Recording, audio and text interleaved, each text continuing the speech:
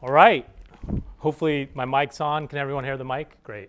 So it's been a while since I've been on stage talking about fintech because I kind of retired and then came back to the world of prop tech, fintech.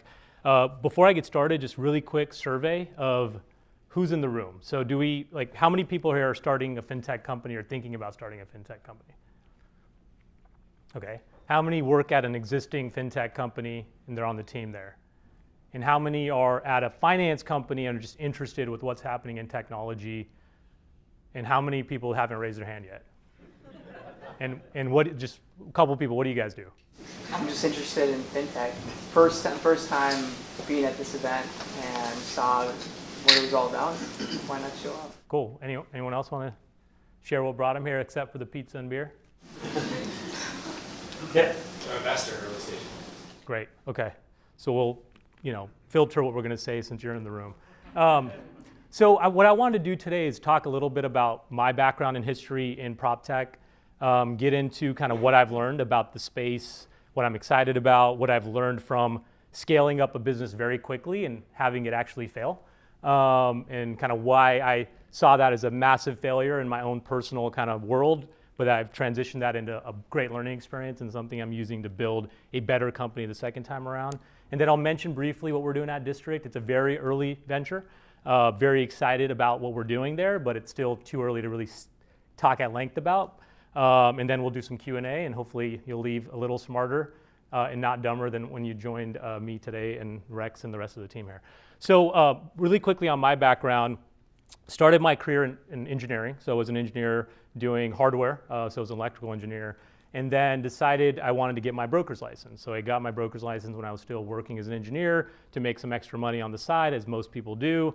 So that was my first foray into the real estate world, both residential and commercial, and did some mortgage brokering as well. This was all before the last Great Recession, when real estate was hot and everyone was making money in it. And then went to law school and was a practicing real estate and land use attorney in San Francisco. Got to work on some amazing projects on behalf of great clients. Worked on the Airbnb headquarters, the Pinterest headquarters, helping startups that were growing find office space that they could grow into.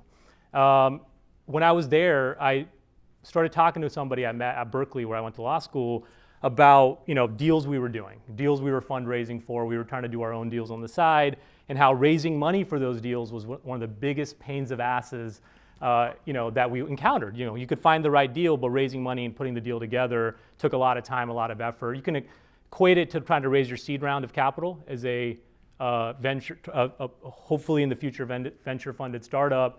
It's just trying to herd a lot of cats and put it together and actually build and execute on a successful business.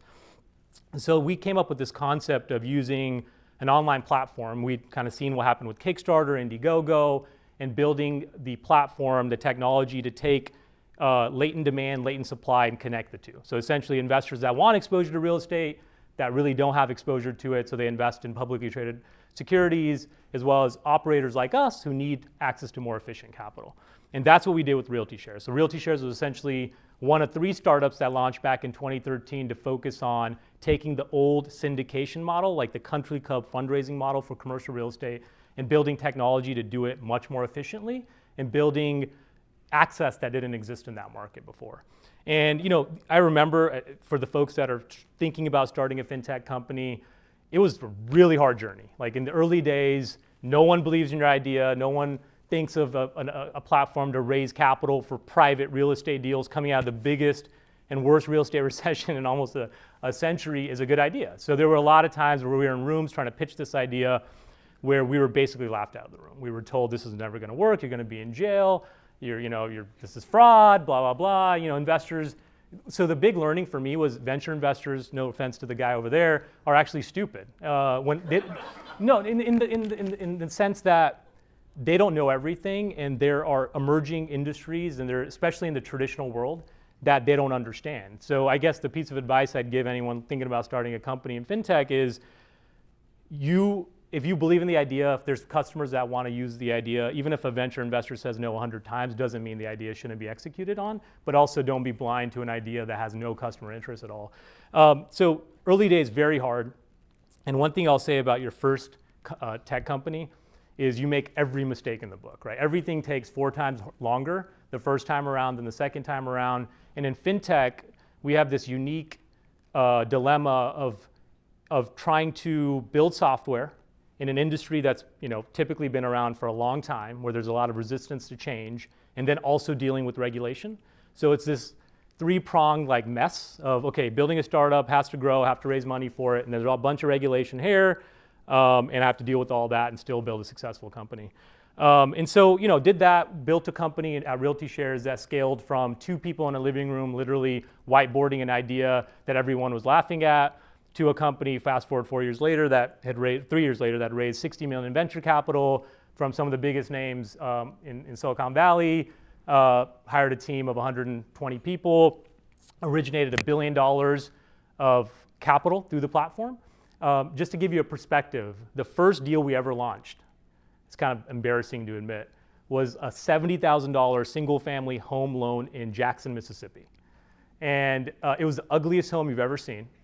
And we were shocked when we funded it. And I think we had this unique timing to our benefit. So we were coming out of the Great Recession. Lending and capital for real estate was non-existent. So there were not a lot of choices. We were focused on parts of the market that were underserved, meaning banks were not serving that part of the market. And folks were looking for yield, right? There were, interest rates are at 0. And so we launched at a time that I think was opportune for the type of business model we were building. And so it went from Jackson, Mississippi homes to funding $5-7 million for commercial assets all over the country. And we made a lot of mistakes. And I think this is not fintech specific. I think one of the things we really did was we tried to build a business that was more focused on, can we raise that next round of venture capital, rather than are we building a good business with good fundamentals, right? Are we building a business that, regardless of what the investor markets do, even if a fintech or online lending business goes from hottest thing in the world to no one wants to invest in it anymore, is that business still going to exist? Or is it so dependent on that next round of capital because the burn rates are so extremely high that if the clock stops and everyone says lending businesses with a digital footprint suck, are we going to have to shut the doors down? So we learned a lot around just how to think about raising money, how to think about building a good business. So I ran Realty Shares for about 4 years as the founder CEO, and left the company at the end of 2017. We had just raised a Series C of about $25 million, and decided that I wanted to pursue something new. I'd been doing this for 4 years, and I thought it was at a good place, good team around it, a lot of mistakes, a lot of challenges, and I want to do something new, take a break, a mental break, support other early stage fintech, non-fintech companies. And so I kind of parted ways with the company. I also was not fully seeing eye to eye with our board. There's always more to the story than just a founder wants to leave typically. And so I think there was just a lot of headbutting going on, and I think it was a perfect time for me to kind of transition out. And after I left, I'd been very close to the company I was running, right? Realty Shares was my life for 4.5 years. Like every waking moment was spent on Realty Shares. It was my baby before I actually had a baby. So every ounce of energy in my body went into building Realty Shares into a success, yet we still made a ton of mistakes. And I think the point there is starting a fintech company, starting an any tech company takes every ounce of your energy, and you'll make a lot of mistakes. And I think the biggest piece of advice I'd give anyone doing that is surround yourself with a really good mentor group, folks that have been there, done that, have made mistakes, and almost can serve as your like psychologist, because when you're building a company, you think everyone's doing well and you're failing, or hey, things are just not going my way, we're not getting that customer, we're not going to raise that next round of funding. And I remember early days sitting down with another co-founder, and we both started talking about our challenges, and it was the best form of therapy I'd ever received in my life, because it was a mess on his end as well. So I left Realty Shares at the end of 2017 and wanted to basically do for others what a lot of mentors had done for me, essentially help fintech founders, non-fintech founders think about the challenges early days, hopefully help them avoid making even 2 or 3 mistakes, and that would be a success for me. So the 6 months after leaving Realty Shares, I've kind of spent my time investing in and advising early stage tech companies, specifically in fintech and prop tech, but also just founders I believe in. A couple former Realty Shares employees that started a company, and I just truly believe in what they do and their ability to execute. And a few interesting things happened. So I started doing that. Also served as an EIR, entrepreneur in residence, for a prop tech only fund out of New York called Metaprop. And what I've learned, and I knew this at Realty Shares, but it allowed me to kind of have thinking space to think through this more broadly, is prop tech specifically, and fintech even more so, is a very, very broad category. There are so many things you can do in those two spaces that are very different from one another, whether it's infrastructure, whether it's actual asset-based lending, there's SaaS, there's marketplace, et cetera, et cetera. So it's a massive ecosystem, and there's a lot of need for technology to make that ecosystem function more efficiently. So thinking through that and thinking through where's the biggest need is something that I think a lot of early stage founders, I've advised them to do, is thinking through like what, because I feel like in the fintech space, pivots are very normal, like pivoting from one model to another. I'm an investor in a company that launched with Model A and 6 months later said, hey, no customers are not latching onto that, and launched Model B, and that's working much better. So I think you need to be very nimble, even though you're in an industry that's not very nimble. So I've kind of supported about 6 or 7 companies in the space. And the areas that I've started to see a lot of momentum in, and this is specific to prop tech, is commercial real estate. So we did a lot in the residential lending space. We also did some stuff in commercial. And commercial real estate is actually a very untapped part of the prop tech market. I know this is a fintech meetup, but hopefully I can talk a little bit about prop tech. And what I found is like a lot of players are entering the residential market, right? Divi, my co-speaker, is doing a really good job in helping folks get a home ownership. But commercial real estate, which is a more complex asset, has not seen that same level of innovation. And what I know best from my experience at Realty Shares is how do we make capital for a specific segment of the market more efficient. And so quickly on district capital, so when I left Realty Shares and started thinking about what's next, I was not thinking about starting another company, because starting another company is very draining, and I wanted a big break from actually entering that space again. But I was actually I'd taken 6 months off. I was talking to a venture investor, and he was asking me about what I learned. What was the learning experience at Realty Shares? Because a lot went wrong, and there's ups and downs, and at this time the company was still around. And I said, I learned, one of the things I learned when we were at Realty Shares is we built a ton of technology for the investor side. How do we allow investors to get better, more efficient access to real estate deals? But we built very little technology on the other end, which is how do we take deals, complex real estate deals, and automate the processing, underwriting, and closing funding of that entire process.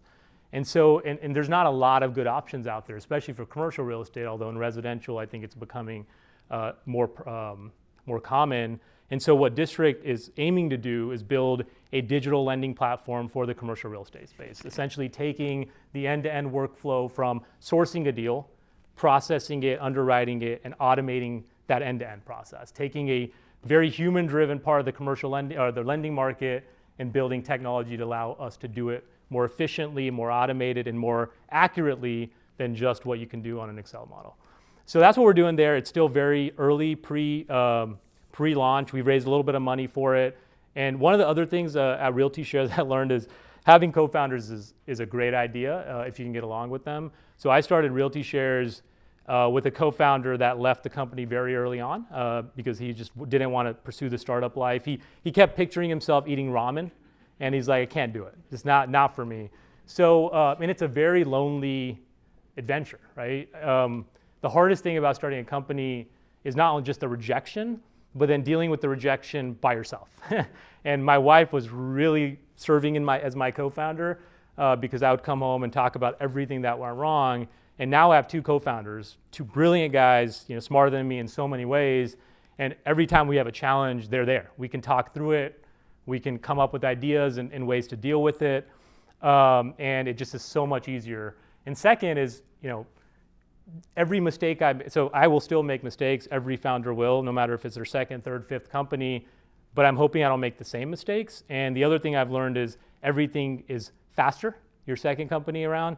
Because I feel like when you're starting your first company, you think everything has to get done. Like I have to be working 24 hours a day because no one else is here to run the company, help it scale. And then you realize just what matters and what doesn't matter the second time around, what helped us succeed and what actually didn't make a difference at all. So that's been really helpful as well.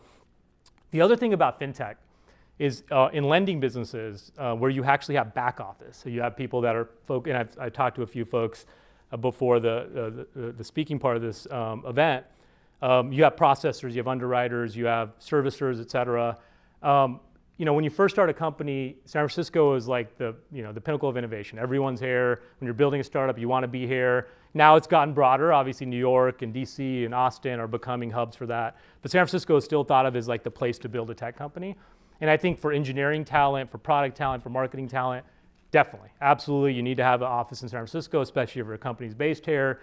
Although I highly recommend having a second office to de-risk the fact that you're going to be recruiting engineers to work in fintech when there's things like self-driving cars and all kinds of other really fun, exciting, sexy things out there. But the other thing I think we made a big mistake on at Realty Shares was we built our entire back office in in San Francisco. So processors, servicers, that is a very expensive thing to do. And I think the other thing that it really does is it makes retention very hard, right? Because when you're in San Francisco and you're doing servicing, you're like, what the F am I doing? There's so many better options out there. No one's thinking about this as a permanent job. They're thinking about it as a stepping stone to something more interesting within the company.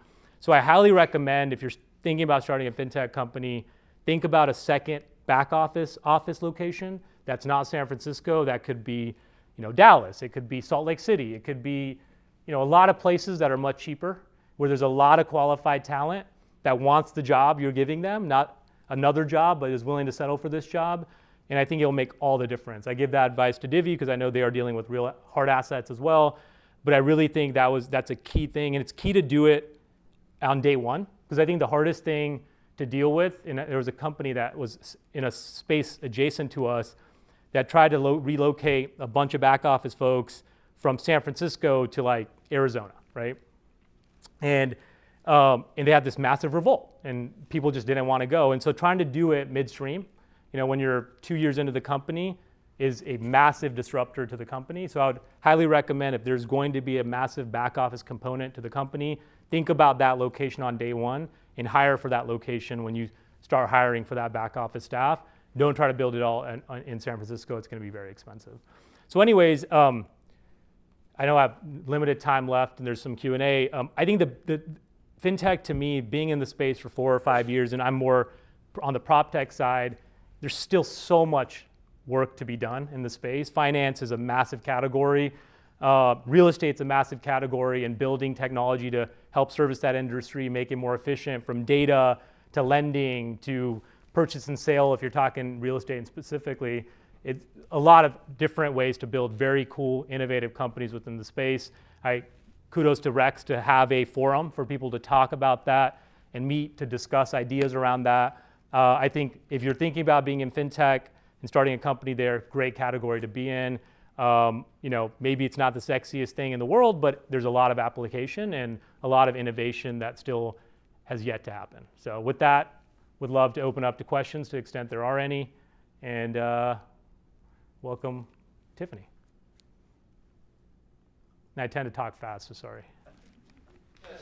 Commercial real estate, because of the size of the transaction, people in the industry like to think it's a relationship business.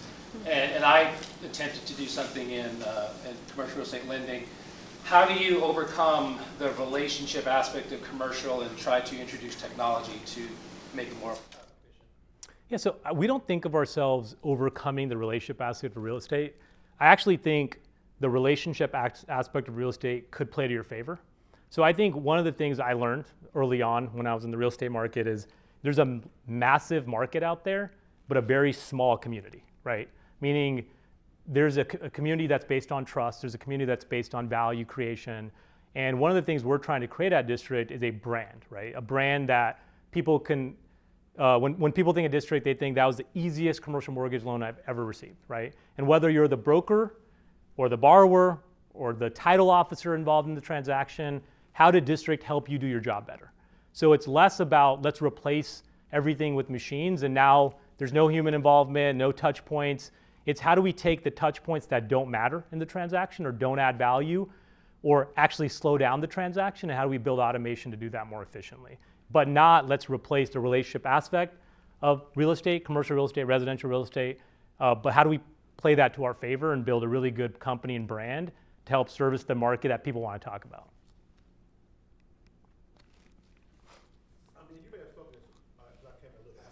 How, if any, is the opportunity zone stuff affecting you guys' business model, particularly inside certain areas that actually have those zones within them? Yeah, so opportunity zones for us is not a big impact, good or bad. I think opportunity zones in general are a very interesting theme. If people haven't heard of opportunity zones, essentially it's a new piece of legislation that says if you invest in certain parts of the U.S.